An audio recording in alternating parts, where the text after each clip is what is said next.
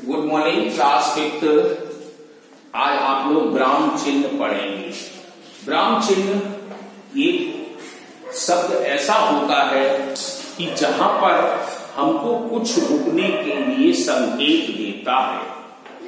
अब संकेत, अब आप देखो उसके संकेतों से हम अपने वाक्य को कितना बदल देते हैं।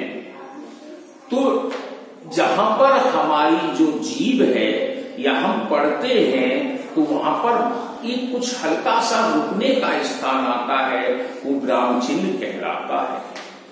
अब ये हमारे बहुत से प्रकार के होते हैं, अल्प विराम, अर्ध विराम, पूर्ण विराम, विस्मयादिबोधक, इंटरोगेटिव यानी प्रश्नवाचक, तो ये सब विराम चिन्ह में आते हैं। अब जहां पर हम थोड़ा सा आपको विराम दे रहे हैं, देखिए कि कैसे वाक्य बदलता है। हम जो लिख रहे हैं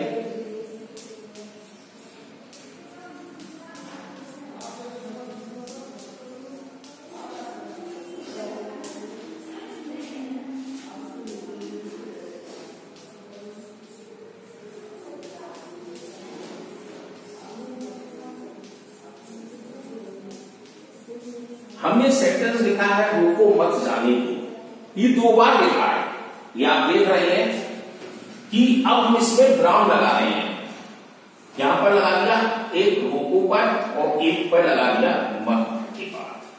अब इसको किस तरह से ये वाक्य बदल जाते हैं, जैसे देखो पहला पढ़ते हैं, रोको मत जाने दो, यानी कि इसको रोक लीजिए, अब ये जा ना पाए। तो वाक्य देखना, रोको, यहां पर रुके हैं, विराम का मतलब होता है, ये अर्ध विराम चिन्ह है। अर्ध विराम का मतलब है थोड़ी देर रुकना। तो यहां पर रोको मत जाने दो, यानी ये जा ना पाए। अब दूसरे में देखना, रोको मत जाने दो, मतलब इसको रोकना नहीं है, इसको जाना ही है, तो जाने दो। तो अब देखो अर्ध विराम ने कितना आपको तब्दील कर दिया, बदल दिया। तो ऐसे चिन्ह हमारे जब वाक्य में लग जाते हैं तो हमारे विराम चिन्ह का रूप धारण कर लेते हैं। अब हमारे पास ये किताब है, इस किताब में आपके सब चीज लिखे हुए हैं।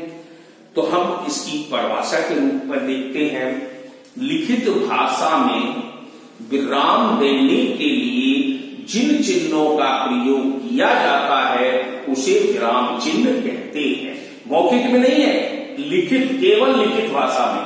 अब जैसे लिखित भाषा की ये हमने लिख के दिया था, अब इसमें देखा आपने दोनों सेंटेंस एक दूसरे के अपोजिट है, पहले रोक लिया और दूसरे में रोकना नहीं है। तो मीन्स यही है, लिखित भाषा में विराम देने के लिए जिन चिन्हों का प्रयोग किया जाता है वह विराम चिन्ह कहलाता है। अब विराम चिन्ह के प्रकार कितने होते हैं ये भी आपको देखना है। तो हमने आपको बोला था अभी पूर्ण विराम, तो एक अर्ध विराम लगाया था, पूर्ण विराम भी हमारे पास लगा हुआ है। ये पूर्ण विराम होता है लास्ट में जब वाक्य खत्म हो जाता है तो पूर्ण विराम को बोला जाता है। अर्ध विराम ये हमारे वाक्यों के बीच में आते हैं। तीसरा हमारा चिन्ह होता है इसका, यानी कि अल्प विराम। अल्प विराम भी क्या है, ऐसे जब ये चिन्ह लगे रहते हैं तो ये अल्प विराम हो जाते हैं और भी थोड़ा समय कम लगता है। आगे आता है उपविराम, उपविराम भी लग जाते हैं डैश लगा के। फिर प्रश्न सूचक चिन्ह होते हैं, विस्मयादिबोधक चिन्ह होते हैं, योजक चिन्ह, योजक मतलब एक दूसरे से जब जोड़े जाते हैं तब, और निर्देशक, बड़ा निर्देश देने का चिन्ह बनता है, और अर्ध उद्धरण चिन्ह, जैसे किसी ने कहा तो वाक्य को बीच में बंद कर दिया, कॉमा, इन्वर्टेड कॉमा इंग्लिश में बोलते हैं, तो इनको हम उद्धरण चिन्ह के नाम से जानते हैं। ऐसे ही लागत, कोष्टक और त्रुटिपूरक चिन्ह, ये आप आज अपनी इस किताब में पढ़ेंगे, तभी इसको समझ में आएगा। कल हम इसकी एक एक डिटेल का मतलब है एक एक वर्ड आपको बताएंगे, तब डिटेल और समझ में आएगी। लेकिन सबसे पहले आपको अपनी इस बुक को पढ़ना है, तब आगे बढ़ना है। अगर नहीं पढ़ेंगे तो ये हम कुछ भी कहते रहे नहीं समझ में आ सकती है। तो आपका काम क्या है, इस विराम चिन्ह को आज पढ़ना है और हम इसके जो एक्सरसाइज वर्क भेज रहे हैं ये आप अपना कंटिन्यूअस लगातार काम करते रहें और आप अपना कॉपी बनाएं। उस कॉपी को चेक होना है, याद करें, क्योंकि अब की से एग्जाम आपके घर पर नहीं होंगे, अब की से एग्जाम आपके स्कूल में ही होने हैं, ये समझ लो।